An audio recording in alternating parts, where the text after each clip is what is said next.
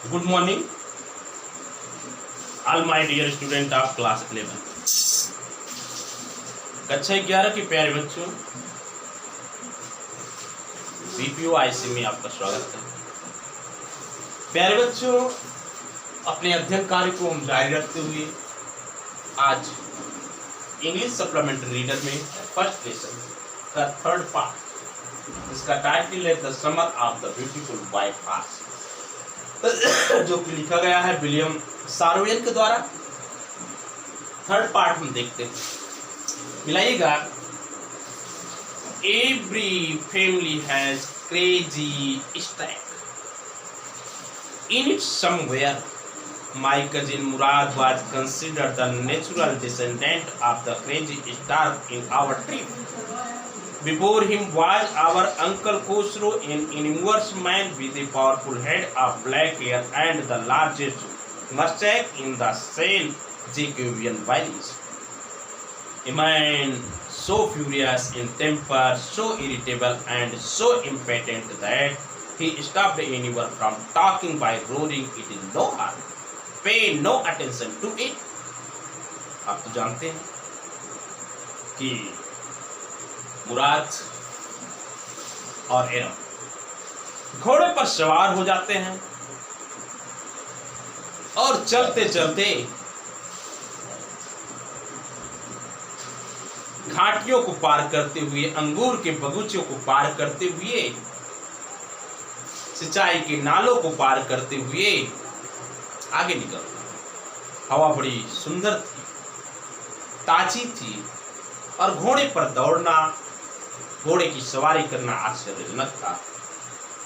जहां तक इरम के चचेरे भाई मुराद की बात है, मुराद गाना गाने लगता है अर्थात ठहाके लगा करके हंसने लगता है। अब इरम मुराद तथा मुराद के वंशज के बारे में बताना चाहता है और कहता है एवरी फैमिली, प्रत्येक परिवार में। कहां पर बेटा? प्रत्येक परिवार में हैज ए क्रेजी, क्रेजी माने सन की, उन्मादी, पागल। स्ट्रेक माने तत्व अर्थात प्रवृत्ति के लोग। इन इट समवेयर, कहीं ना कहीं पर, प्रत्येक परिवार में कोई ना कोई ऐसा व्यक्ति होता है जो कुछ हद तक सन की प्रवृत्ति का होता है, जो कुछ हद तक पागल स्वभाव का होता है, जो उसके दिमाग में आता है उसे वही करता है। एवरी फैमिली है, प्रत्येक परिवार में होते हैं एक क्रेजी स्ट्रैक, सन की प्रवृत्ति के लोग। इन इट समवेयर, कहीं ना कहीं पर। माई कजिन मुराद, मेरा चचेरा भाई मुराद, वाज कंसीडर्ड, माना जाता था, द नेचुरल माने वास्तविक, डिसेंडेंट माने वंशज। मेरा चचेरा भाई मुराद वास्तविक वंशज माना जाता था। आप क्रेजी स्ट्रेक, सन की प्रवृत्ति के लोगों का, इन आवर ट्रिप, हमारे जनजाति में। इरम ने अपने भाई मुराद के बारे में चर्चा करते हुए बताया कि जहां तक मेरे चचेरे भाई मुराद की बात है, तो मेरा चचेरा भाई मुराद अपने वंशज का एक सन की व्यक्ति माना जाता था। ठीक है ना?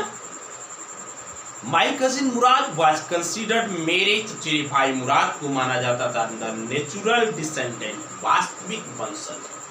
आप क्रेजी स्ट्रैक, सन की प्रवृत्ति के, इन आवर ट्रीब, हमारे जाति में, हमारे जनजाति में। मुराद को सन की वंशज का, सन की प्रवृत्ति के लोगों का वास्तविक वंशज माना जाता था। कहने का ये मतलब है कि मुराद से पहले उनके पूर्वज भी सन की प्रवृत्ति के ही लोग थे, क्योंकि बिफोर हिम, उससे पहले वाज थे आवर अंकल, हमारे चाचा, जिनका नाम था खुसरो। मुराद से पहले हमारी जनजाति में एक व्यक्ति थे जो हमारे चाचा लगते थे, जिनका नाम खुसरो था। खुसरो भी एक सन की प्रवृत्ति का व्यक्ति था। An enormous man. An enormous माने भारी भरकम, मैन माने आदमी।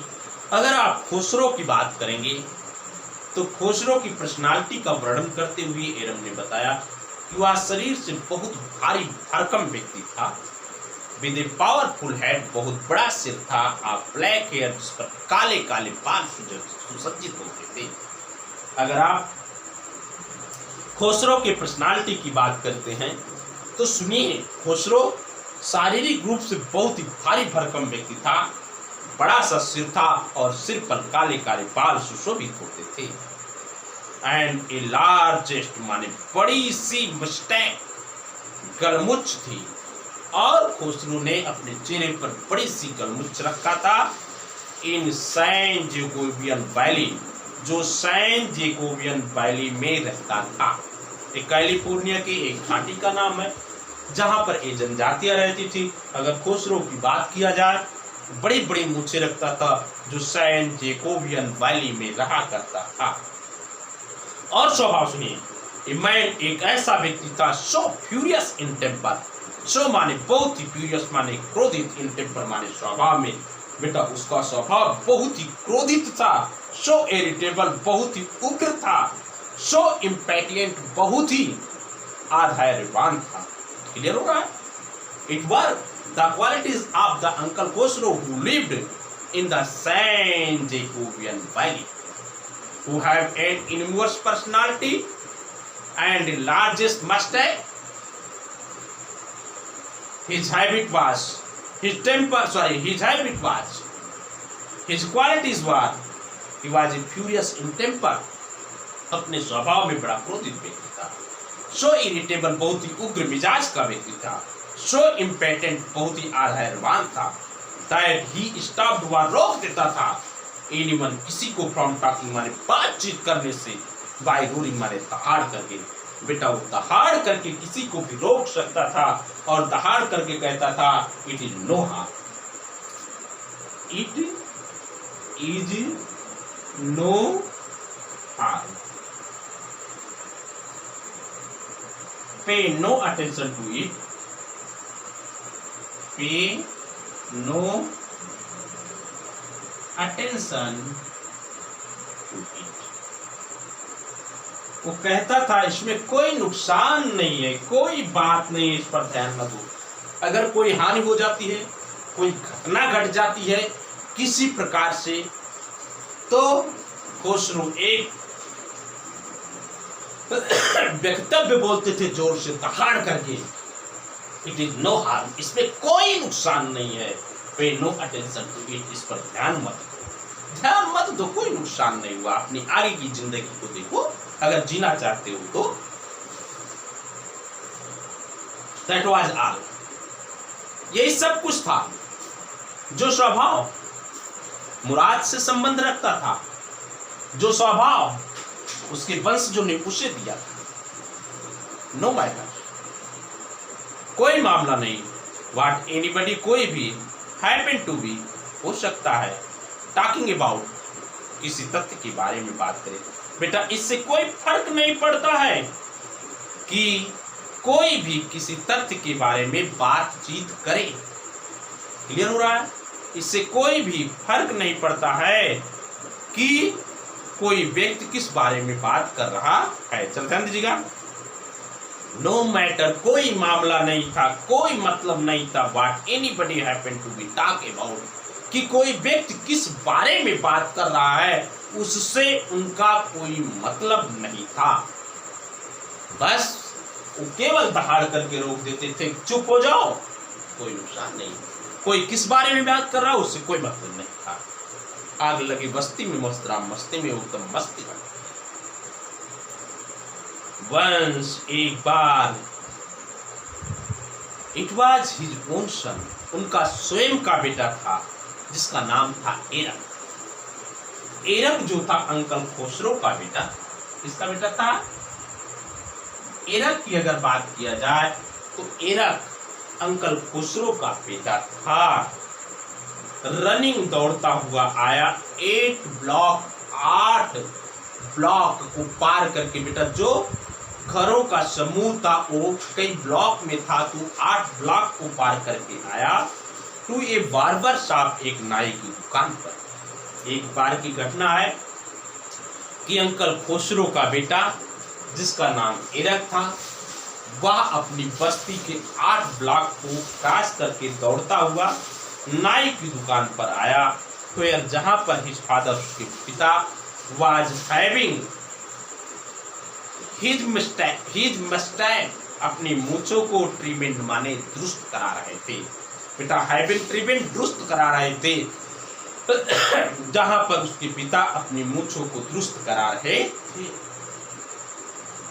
टू टेल हिम, उन्हें बताने के लिए आया, दियर हाउस वाज ऑन फायर, उनके घर में आग लग गई। एक बार की घटना है कि एरक जो उनका स्वयं का पुत्र था, 8 ब्लॉक को पार करके दौड़ता हुआ नाई की दुकान पर आया, जहां पर उसके पिताजी अपने मूंछें दुरुस्त करा रहे थे। ध्यान दीजिएगा, जहां पर पिताजी अपनी मूंछों को दुरुस्त करा रहे थे, वहीं पर एरक दौड़ता हुआ आया और बताया कि घर में आग लग गई है। फिर से लाइन देख लीजिएगा।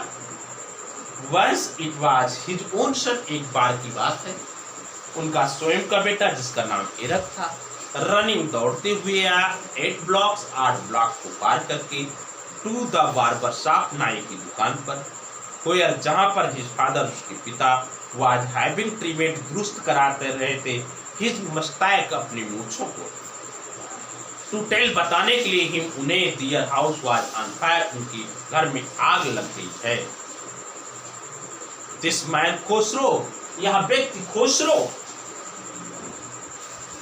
सेट अप, बैठ गया इन द चेयर, कुर्सी में, एंड रोड, और दहाड़ पड़ा। इट इज नो हार्म, इसमें कोई नुकसान नहीं है।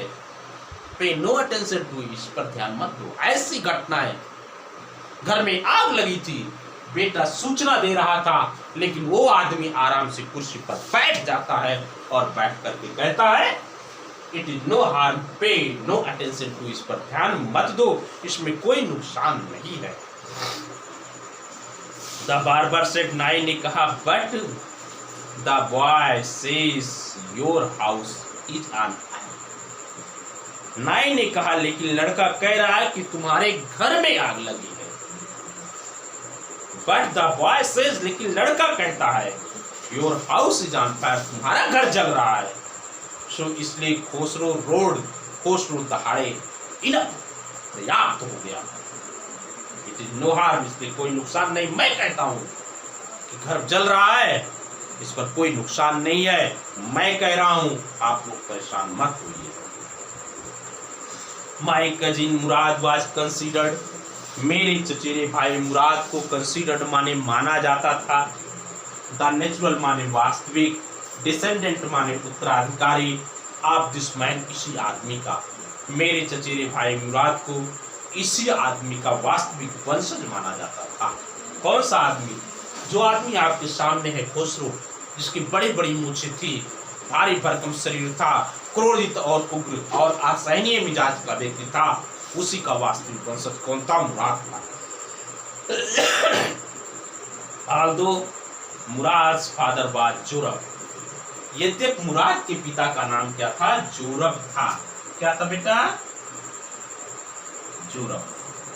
जोरब कौन थे? फादर ऑफ मुराद। वंशज ये खुसरो का ही था, लेकिन मुराद के जो पिता थे उनका नाम जोरब था। Was practical and nothing else. Who माने जो, वाज मींस थे प्रैक्टिकल, प्रैक्टिकल मैन, वास्तविक स्थिति को समझने वाले, एंड नथिंग और कुछ नहीं, जो वास्तविक स्थिति को समझने वाले व्यक्ति थे। दैट्स हाउ, इसीलिए इट वाज इन आवर ट्रिब, हमारी जनजातियों में होता था। दैट्स वाज नाउ, इसलिए इट वाज इन आवर ट्रिब, हमारी जनजाति में होता था।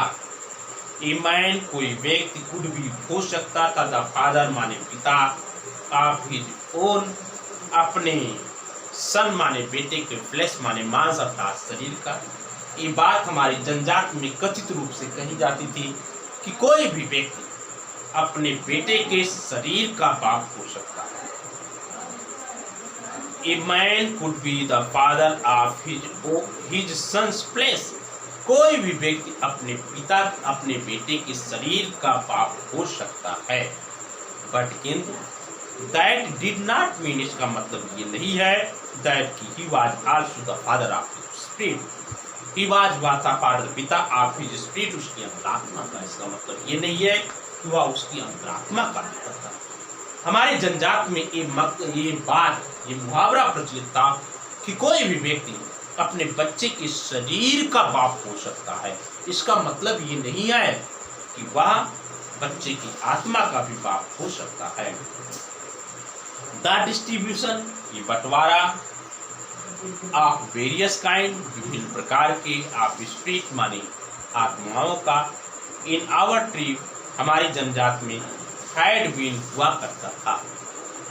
विभिन्न प्रकार की आत्माओं का बंटवारा हमारी जनजात में हुआ करता था। अर्थात कोई व्यक्ति सज्जन है, कोई उग्र है, कोई क्रोधित स्वभाव का है, कोई शांत प्रिय है, कोई एकदम निश्चिंत है। तो इस प्रकार का द डिस्ट्रीब्यूशन, बंटवारा of the various kind of spirit, विभिन्न प्रकार की आत्माओं का इन आवर ट्रिब, हमारी जनजात में हैड बीन हुआ करता था।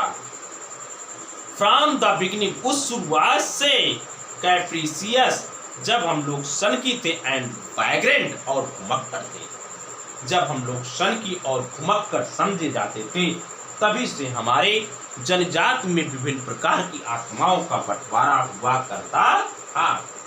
लोग विभिन्न प्रकार के समझे जाते थे, लोग विभिन्न प्रकार के माने जाते थे। तो बेटा, आज का अध्ययन कार्य हम लोग यहीं पर समाप्त करते हैं। तो कैप्रिसियस एंड वाइग्रेंट,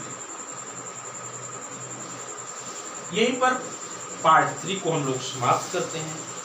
अगले लेक्चर में हम लोग मिलेंगे पार्ट 4 को लेकर के, शेष आगे के अध्ययन कार्य के लिए। तब तक के लिए आपसे अलविदा। जय हिंद माय डियर स्टूडेंट।